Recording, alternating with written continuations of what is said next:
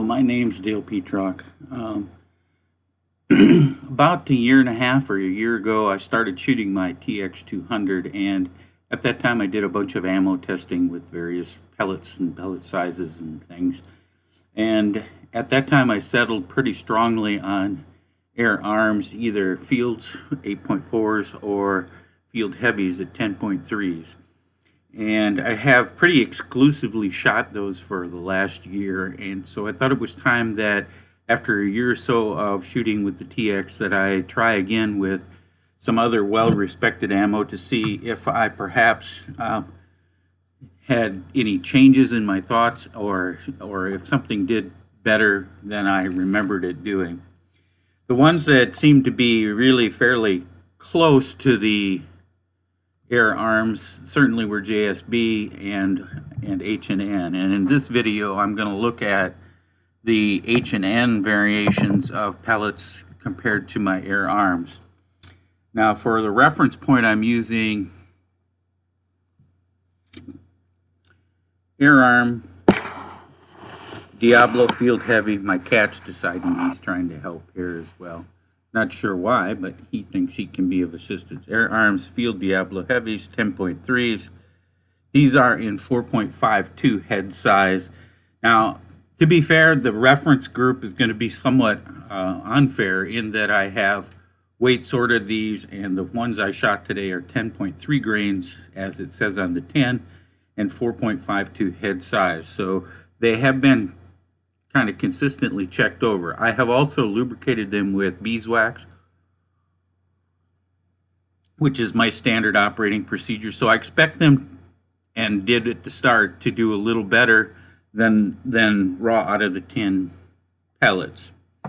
The second set of pellets that I tested are H&N 4.57 Baracuda FTs.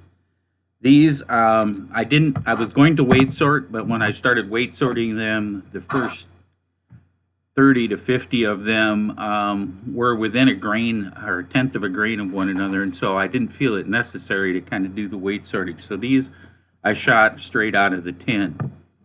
And the last group of pellets are the Baracuda Match 10.65s, and again, these are not weight sorted nor lubed. In both cases, in the 10.65, the head size is 4.50, and in the 9.5s, or excuse me, 9.57s, it is 4.51. Things I noticed when I was shooting. I noticed that the Barracudas are what appears to be a harder lead, and they are much stiffer when I try to load them into the chamber of the TX. The air arms slide in smoothly. The H&Ns require some force. I don't mind the force. I think that actually gives me a sense of security that they're consistent, they're seating, and that they are engaging in the lands and grooves appropriately in the threat. So I shot a series of 4 targets of 5 shots each. First target was air arms. Again, 10.3s. I'm shooting my TX200 MIII at 50 yards. And the groups ranged in size from 0.65 to 1.07 inches at 50 yards. And that you're seeing on the screen now is the example of it. I have a quarter there for a reference, as well as the picture of the tin. And that is kind of how they performed. That's pretty typical of the performance I get out of them. Wasn't my best day shooting. The weather was great. There was little wind, if any, so the wind didn't really play a role. It was mostly just shooter error in that particular case. The second set of pellets I tried were the H&N 10.65s. Again, at 50 yards, they shot substantially lower, and they are shooting slower. So there's going to be more trajectory in them than I would see with the 10.3s, which are shooting faster and therefore flatter over that same distance. The 10.65 H&Ns didn't do as well as you see in the target that you've been looking at.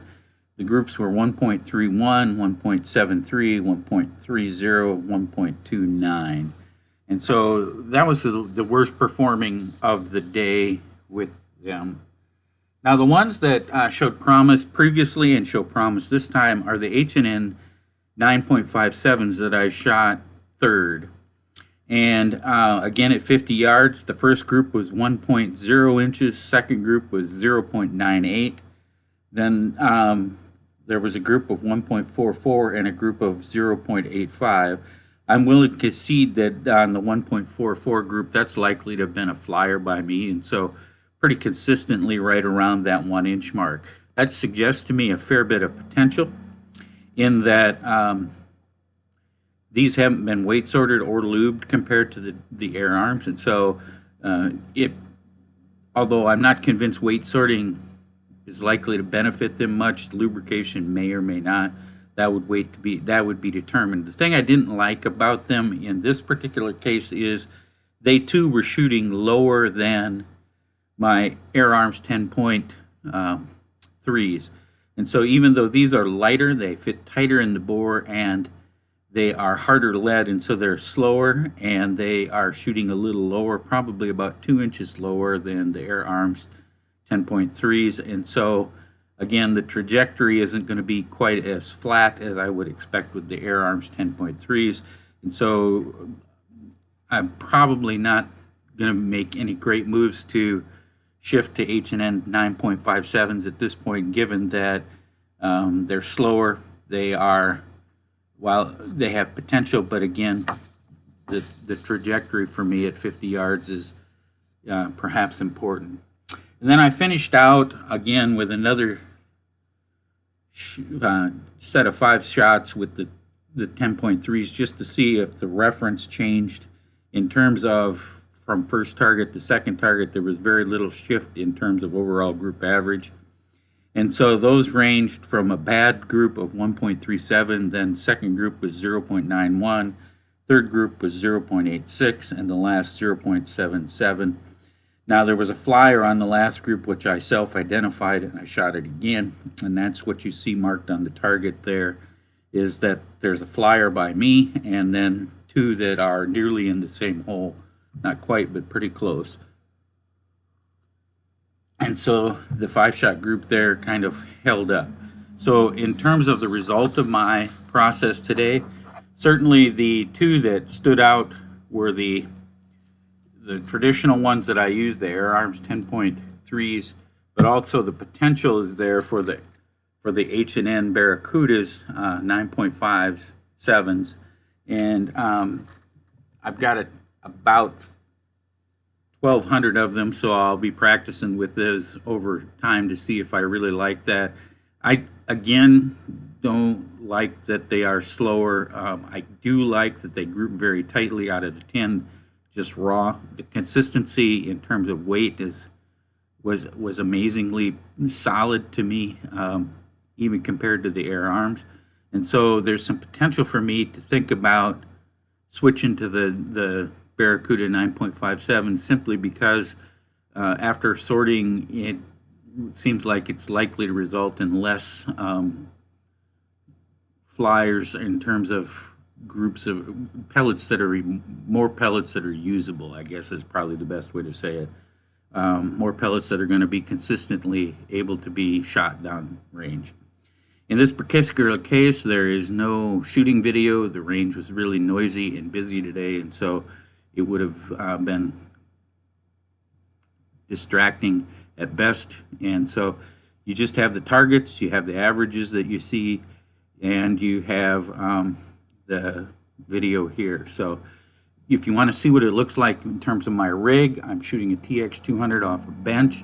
I'm shooting using a Allen rest with a Protektor bag and a rear bag that is a Protektor bag as well. Pretty straightforward. I've got a video on that if you want to see the actual rig in terms of it being shot. It's got several other videos where there's actual footage of me on the range with the rig shooting it at targets is 50 yards as well. So as always, may all your shots beat X's, and have a great day.